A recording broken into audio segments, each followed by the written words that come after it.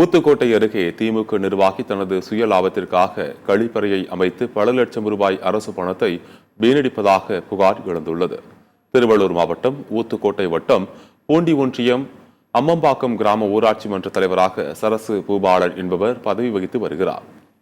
இவரது கணவர் பூபாலன் என்பவர் திமுகவில் கிளை செயலாளராக இருந்து வருகிறார். இந்நிலையில் சீத்தஞ்சேரி அருகே காப்பு காட்டை ஒட்டிய நீர்நிலை கால்வாய் அருகே கழிவறை கட்டப்பட்டு வருகிறது.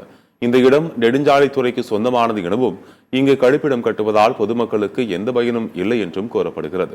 இது குறித்து கேட்டால் ஊராட்சி மன்ற தலைவரின் கணவர் பூபாலன் மிரட்டல் விடுப்பதாகவும் அதிகாரிகள் நடவடிக்கை எடுப்பதில்லை எனவும் சமூக ஆர்வலர்கள் குற்றம் சாட்டுகின்றனர்.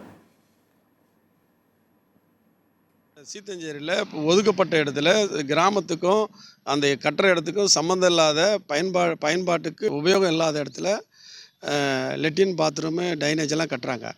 அப்படி கட்டும்போது இந்த அரசு பணம் வீணடியுது. ரெண்டாவது பக்கத்திலே போர் இருக்குது.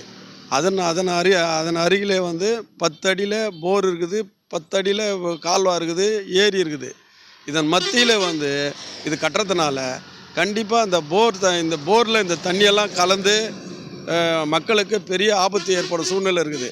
அதனால் இந்த இடத்த மாற்றி அப்புறப்படுத்தி வேறு இடத்துல கட்டினா நல்லாயிருக்கும்.